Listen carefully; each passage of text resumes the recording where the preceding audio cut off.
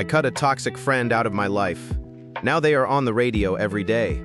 Many years ago, I had a friend. We were both in our 20s at the time, and we quickly became close, bonding over music.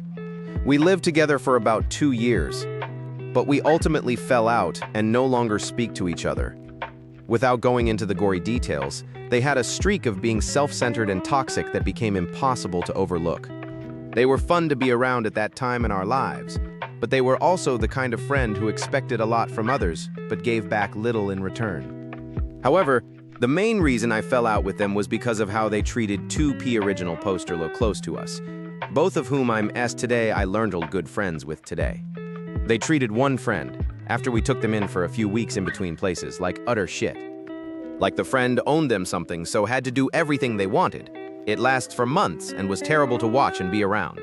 The other friend they treated similarly poorly and said something so despicably terrible to this person that I resolved to cut them out of my life. They ultimately moved out, and I haven't seen them in about 8 years. Cut to today, this person is now in a band that is currently achieving moderate success, touring, critical acclaim, being played on major radio stations, and will likely be nominated for awards for their work later this year. Essentially their breakthrough. It's a particularly strange and awful feeling to cut someone out of your life, for them to then come back into your life via the culture you consume on a day-to-day basis.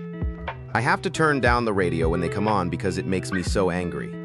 Angry that someone so toxic is being forced back into my life without my consent. It's grim.